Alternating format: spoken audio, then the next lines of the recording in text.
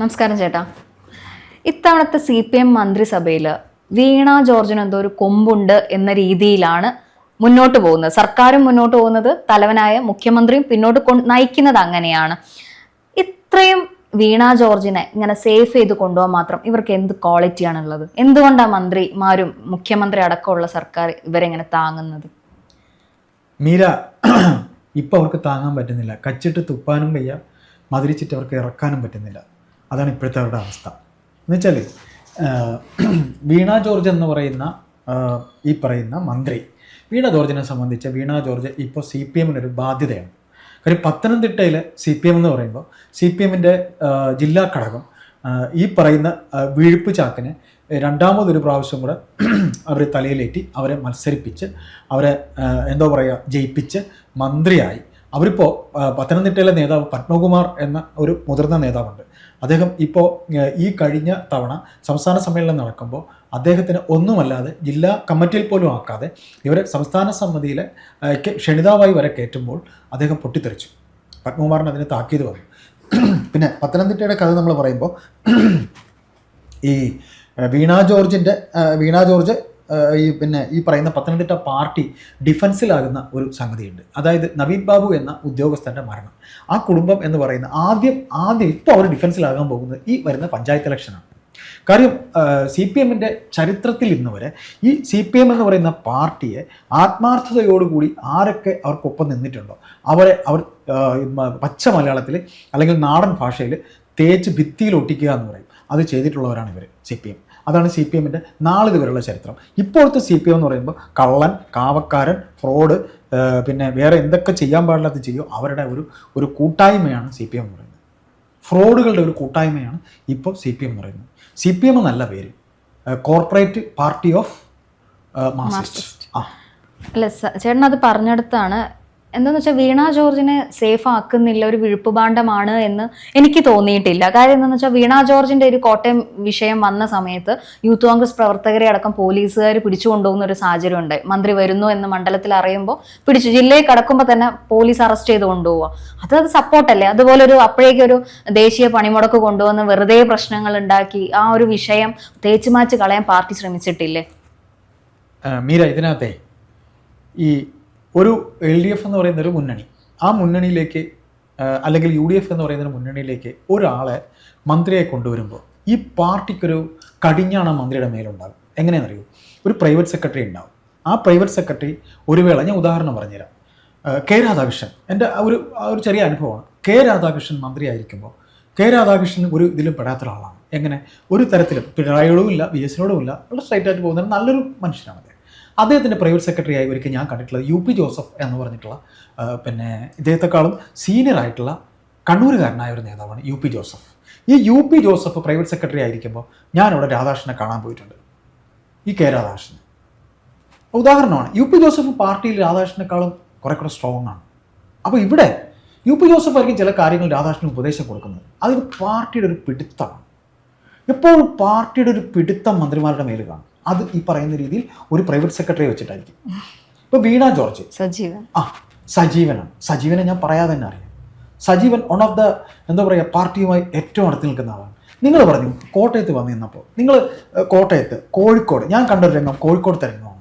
കോഴിക്കോട് തീപിടുത്തം ഉണ്ടായപ്പോൾ വീണ ജോർജ് അവിടെ വന്ന് ഇറങ്ങിയ രംഗത്തിൽ പരിഭ്രാന്തയായിരുന്നു. എന്ത് പറയണമെന്ന് വീണ ജോർജിന് അറിയില്ല. ആ പരിഭ്രാന്തി കോട്ടയത്ത് വന്നപ്പോ ഇല്ലല്ലോ. പറഞ്ഞു ഞാനൊരു ചെറിയ ഉദാഹരണം പറയാം. മീര ഒരു സ്ഥാപനത്തിൻ്റെ ഉടമയാണ്. മീരയുടെ സ്ഥാപനത്തിൻ്റെ ഉടമയിൽ മീരയ്ക്ക് ഒരല്പം ഈ കാര്യങ്ങൾ നോക്കുന്നതിൽ ഒരു ചെറിയ പക്വത കുറവുണ്ട്. ഇതിന് മീര ഒരാളെ വെച്ചിട്ടുണ്ടെങ്കിൽ അയാളായിരിക്കും നിങ്ങൾ റിമോട്ട് ചെയ്യുന്നത്. ഇപ്പോൾ ഒരു മീറ്റിംഗ് വരുന്നു, ഒരു ബോർഡ് മീറ്റിംഗ് വരുന്നു, മാർക്കറ്റിംഗ് ടീമിൻ്റെ പെർഫോമൻസ് മോശമാണ്. അയാൾ തരുന്ന റിപ്പോർട്ടായിരിക്കും നിങ്ങൾ വായിക്കുന്നത്. ഈ മാർക്കറ്റിംഗുകാർ ഇദ്ദേഹവും തമ്മിൽ ഒരു കോർഡിനേഷൻ ഉണ്ടെങ്കിൽ പറയും, സാറേ ഞങ്ങൾ മുതലാളിയുടെ മുമ്പ് കുഴിച്ചു മൂടരുതെന്ന് പറയും. പെർഫോമൻസ് എടുക്കും.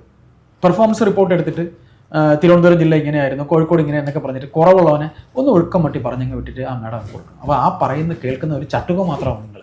അപ്പോൾ നിങ്ങളുടെ സ്ഥാപനം ഒന്നിനൊന്നിനെ താഴേക്ക് പോകും. കച്ചവടം കുറഞ്ഞ സ്ഥാപനം താഴേക്ക് പോകും. അപ്പോൾ വീണ ജോർജിനെ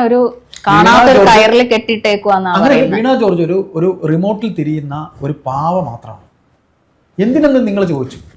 മീര ചോദിച്ചു എന്താ അവിടുന്ന് വോട്ട് കിട്ടണം, അവിടുന്ന് വോട്ട് പിണറായി വിജയനാണ്. പത്തനംതിട്ട എന്ന് പറയുന്ന സ്ഥലത്ത് ഈ പറയുന്ന രീതിയിൽ നമ്മൾ പി ജെ കുര്യൻ്റെ കാര്യം കഴിഞ്ഞ ദിവസം കണ്ടു. പി ജെ കുര്യന് സഭയുമായിട്ടൊക്കെ നല്ല അടുപ്പമായിരുന്നു. പി ജെ കുര്യൻ പറയുന്ന സ്ഥാനാർത്ഥിയൊന്നും ഇവർ നിർത്തിയില്ല. ഇപ്പോൾ ഇപ്പോഴത്തെ യങ്സ്റ്റേഴ്സിൻ്റെ ഇടയിലൊക്കെ ഒരു ഇതുണ്ട്, വയസ്സന്മാരെയൊക്കെ ഭയങ്കര പുച്ഛമാണ്.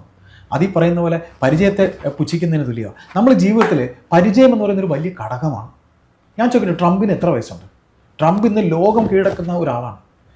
നമ്മൾ അദ്ദേഹത്തിൻ്റെ ആ ഒരു പരിചയമാണ്. 2 ഇസ്രായേൽ നെതന്യാഹു, അദ്ദേഹത്തിന് എന്താ ആരാധകരാണുള്ളത്, എത്ര വയസ്സായ ആളാണ്. അപ്പോൾ വയസ്സെന്ന് പറയുന്നത് ഇന്നത്തെ ചെറുപ്പക്കാർക്ക്, ഇപ്പൊ KSC പ്രസിഡന്റ് ഈ പറയുന്ന രാഹുൽ മാങ്കൂട്ടം പി ജെ കുര്യനെ ചുക്കു തന്നെ കളഞ്ഞു. യൂത്ത് കോൺഗ്രസ്. നിങ്ങൾ ഒരു കാര്യം മനസ്സിലാക്കുക, പ്രവൃത്തി പരിചയം എന്ന് പറയുന്നത് ഒരാളുടെ ഏറ്റവും വലിയ മെരിറ്റാണ്. അതിന് എത്ര ചെറുതാക്കാൻ ശ്രമിച്ചാലും. അപ്പോൾ അവിടെ ഈ പറയുന്ന പത്തനംതിട്ടയിൽ നിർത്തിയിരിക്കുന്ന സ്ഥാനാർത്ഥികളെ നിങ്ങൾ നോക്കണം, അതൊക്കെ അപജയമാണ്. അരിവാൾ ചുറ്റിക നക്ഷത്രത്തിന് ഒരിക്കലും ആരും വോട്ട് ചെയ്യില്ലായിരുന്നു. ഇപ്പൊ അരിവാൾ ചുറ്റിക നക്ഷത്രത്തിന് ഇവിടെ വോട്ട് ചെയ്യും. നമ്മൾ പറഞ്ഞ നവീൻ ബാബുവിന്റെ വിഷയം ഇനിയിപ്പോൾ പഞ്ചായത്ത് ഇലക്ഷനിൽ ഇത് ബാധിക്കും. അപ്പോൾ വീണ ജോർജിനെ ഒരുപാട് ഇവർ പ്രൊട്ടക്ട് ചെയ്യുന്നുണ്ട്. കാരണം വോട്ടാണ് അവിടെ ക്രിസ്ത്യൻ സമുദായത്തിന്റെ. ഈ ജോർജ്, അവരുടെ ഭർത്താവ് ജോർജ് എന്ന് പറയുന്നത് ഈ പറയുന്ന പോലെ വോട്ട് കിട്ടാൻ വേണ്ടിയിട്ടുള്ള ഉപാധിയാണ്. ഇനി ഇതിലൊരു പ്രധാനപ്പെട്ട കാര്യങ്ങളുണ്ട്, അത് മീര എന്നോട് ചോദിച്ചില്ല. വിദ്യാ കുര്യാക്കോസിന്റെ നിയമനം ഗവൺമെന്റ് പ്ലീഡറായിട്ട് ഹൈക്കോടതിയിൽ വരികയാണ്. അതും ഒരു ബന്ധു നിയമന വിവാദമാണ്. ശരിക്കും ഇടതുപക്ഷ അഡ്വക്കേറ്റ്സിന്റെ സംഘടനകൾ പോലും ഇതിന് അഗെയിൻസ്റ്റ് ആണ് പ്രവർത്തിച്ചുകൊണ്ടിരിക്കുന്നത്, സംസാരിക്കുന്നത്. ആ വാർത്ത ശ്രദ്ധിച്ചിരുന്നോ? ഇപ്പൊ KT ജലീലിന്റെ വിഷയത്തിൽ രാജി വരെ എത്തിച്ച ഒരു മാത്രമല്ല, ഈ പറയുന്ന അന്ന് മന്ത്രിസഭ രണ്ടാമനായിരുന്നു EP രാജിവെപ്പിച്ചു. അതെ, അല്ലെ ഭാര്യ EP രാജിവെപ്പിച്ചു, KT ജലീലിനെ രാജിവെപ്പിച്ചു. അപ്പൊ EP-യെക്കാളും വലുതാ അവര്. അങ്ങനെയാണെങ്കിൽ ചേട്ടാ, KT ജലീല് ബന്ധു നിയമനം വഴിയാണ് രാജിയിൽ വരെ എത്തിയത് 2021. അപ്പൊ അതിനെ കുറിച്ച് ചേട്ടൻ എന്താ തോന്നിയിട്ടുള്ളത്? അപ്പൊ അല്ല, അതാ ഞാൻ പറഞ്ഞത്. ഇത് KT ജലീല് എന്ന് പറയുമ്പോൾ KT ജലീല് സ്വതന്ത്രനായിരുന്നു. മുസ്ലിം ലീഗിൽ നിന്ന് ചാടി വന്നു, സ്വതന്ത്രനായി മത്സരിച്ചു. കുറ്റിപ്പുറത്ത് അദ്ദേഹം ഇപ്പോഴും മുസ്ലിം ലീഗിനെ എതിർത്ത് തന്നെ ഇപ്പോൾ പോസ്റ്റൊക്കെ വന്നിട്ടുണ്ട്. മുസ്ലിം ലീഗ് എന്ന് പറയുന്ന പാർട്ടിയുടെ തട്ടിപ്പും വെട്ടിപ്പും ഒക്കെ അദ്ദേഹത്തെ നിർത്തും, അദ്ദേഹത്തെ മത്സരിപ്പിക്കും. നിങ്ങൾ മലപ്പുറത്തുള്ള ഒരാളല്ലേ, അപ്പോൾ നിങ്ങൾക്ക് അറിയാമല്ലോ അതിനെക്കുറിച്ചൊക്കെ. അപ്പോൾ ഏതെങ്കിലും ലീഗ്, ഭരണത്തില്ലാത്ത ലീഗ് മെലിഞ്ഞ ലീഗാണ്. അപ്പോൾ ലീഗ് ഒരു വേള ഇത്തവണ കൂടെ KT ജലീല് പറയുന്ന പോലെ യൂത്ത് ലീഗിന്റെ ഫിറോസിനൊക്കെ ചോദിക്കാൻ മുട്ടിടിക്കുന്നു.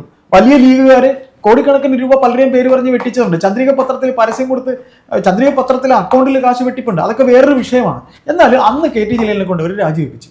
പിന്നെ ഇദ്ദേഹത്തെ കൊണ്ട് EP-യെ കൊണ്ട് രാജിവെപ്പിച്ചു. അപ്പൊ EP ഭരണത്തിൽ 2ാമത്തെ ആളാണെന്ന്. അന്ന് വ്യവസായ മന്ത്രി EP ആരെന്നാ വിചാരിച്ചേ? ആ EP-യെ അവർ രാജിവെപ്പിക്കുകയും ഈ പറയുന്ന ജലീലിനെ രാജിവെപ്പിക്കുകയൊക്കെ ചെയ്തിട്ട് എന്തിനു വീണ ഇത്രയും താങ്ങണം? അപ്പൊ ഇതിനകത്ത് നമ്മൾ ഈ പല പ്രമുഖ രാഷ്ട്രീയ നിരീക്ഷകരും പറയുന്ന പോലെ ശശീന്ദ്രൻ കണ്ടോ ഈ ഇത്രയും കളിച്ചിട്ട് സ്വന്തം പാർട്ടി രാജിവെക്കാൻ പറയുന്ന ഒരു അവസ്ഥ എത്തിയുണ്ടോ? സ്വന്തം പാർട്ടി രാജിവെക്കുന്ന ഒരു അവസ്ഥ എത്തിയുണ്ടോ? അപ്പൊ വീണ ജോർജ് എന്ന് പറയുന്നത് ഒരു ചട്ടുകം മാത്രമാണ്. ഈ സജീവനെ പോലെയൊക്കെയുള്ള കുറേ ആൾക്കാർ അവിടെ ഭരിച്ച് തിമിർക്കുകയാണ്. അതാണ് ഇപ്പൊ അവിടെ കാണുന്നത്. അത് പുറത്തറിയാതിരിക്കാനായിരിക്കാം വീണയെ താങ്ങി നിർത്തുന്നത്, വോട്ട് കിട്ടാൻ വേണ്ടിയിട്ട്. കാര്യം വീണയെ സംബന്ധിച്ച് ഇനി അടുത്ത തവണ വീണയെ നിർത്തില്ല. നിങ്ങൾക്കറിയോ, ഇപ്പൊ കേൾക്കുന്ന ഒരു പുതിയ ഇത്, നമ്മളിപ്പോൾ അല്പം മുമ്പ് പറഞ്ഞോളൂ, പത്മകുമാറിനെ പോലെയല്ല. ഇപ്പൊ അവിടെ ഉദയഭാനു ആയിരുന്നു, പാർട്ടിയുടെ ജില്ലാ സെക്രട്ടറി ആയിരുന്നു പത്തനംതിട്ട. ഈ മരണം നടക്കും, നവീൻ ബാബുവിന്റെ, അദ്ദേഹം പോയി. ഇപ്പൊ രാജു അബ്രഹാമാണ് ഇരിക്കുന്നത്. രാജു അബ്രഹാം നല്ലൊരു നേതാവാണ്. പക്ഷേ ഈ കണ്ണൂർ ഘടകത്തിന്റെ ഇടപെടൽ എന്ന് പറയുന്നത് മനസ്സിലായില്ല. അദ്ദേഹത്തിന്റെ മരണം കഴിഞ്ഞിട്ട് നേരെ പോസ്റ്റ്മോർട്ടം പോലും ചെയ്യാതെ അവിടെ നിന്ന് ഇവിടെ കൊണ്ടുവന്ന് ദയിപ്പിച്ചതാ. അതിന്റെ പ്രത്യുപകാരമാണ് MV ജയരാജൻ ഈ പറയുന്ന രീതിയിൽ സംസ്ഥാന സമിതിയിൽ വന്നത്. കണ്ണൂർ പൊളിറ്റിക്സിൽ ഒരുപാട് ചീഞ്ഞു നാറുന്നുണ്ട്. അത് മറ്റൊരു വിഷയമാണ്, നമുക്ക് പിന്നെ ഒഴുക്കിയിരിക്കാം. അപ്പോൾ ഇതിനകത്ത് പത്തനംതിട്ട ഈ വരുന്ന പഞ്ചായത്ത് ഇലക്ഷൻ മുതൽ CPM നേരിടാൻ പോവുക ഈ വീണ ജോർജിനെ പ്രൊട്ടക്ട് ചെയ്യുന്നത്. ഇപ്പൊ വീണ ജോർജിന്റെ അനിയത്തിയുടെ കാര്യം പറഞ്ഞു, ഗവൺമെന്റ് ബിൽഡറാക്കി. ഇടതുപക്ഷ സംഘടനകൾ എതിർക്കുന്നെന്ന് പറഞ്ഞു. അവർ എതിർപ്പിനൊക്കെ എന്ത് പൊല്ലുവില ഉണ്ടാവാനാ? ഇവരൊരു തുണി വ്യാപാരി എന്ന് പറയുന്നു അല്ലെ? ഈ ഗവൺമെന്റ് ലീഡർമാർക്ക് എല്ലാം പ്രാക്ടീസ് പോലും ഇല്ല വർഷങ്ങളായി. ഗവൺമെന്റ് ലീഡർമാർ എത്രയുണ്ടെന്ന് അറിയോ? എല്ലാത്തിനും കൂടെ 3.5 കോടിയോ 4 കോടി രൂപയാണ് ഒരു മാസത്തെ ചെലവ്, ശമ്പളം കൊടുക്കുന്നത്. നല്ല വ്യക്തികൾ ഒരുപാടുണ്ട് കേട്ടോ. ഞാൻ ഒരുപാട് പേരെ എൻ്റെ ഒരു കേസുമായി ബന്ധപ്പെട്ട് ഞാൻ ഗവൺമെന്റ് ലീഡറെ കാണാൻ പോയിരുന്നു. എന്നെ ഒരു വണ്ടി ഇടിച്ചിട്ടൊരു കേസ് ഉണ്ടായിരുന്നു തിരുവനന്തപുരത്ത് വെച്ച്. ആ കേസ് ഗവൺമെന്റ് ആണ് എനിക്ക് വേണ്ടി വാദിച്ചത്. ഞാൻ പോലീസ് സ്റ്റേഷനിൽ കേസ് കൊടുത്തപ്പോൾ പോലീസ് സ്റ്റേഷനിൽ നേരെ ഗവൺമെന്റ് പ്ലീഡർ അടുത്തെത്തി.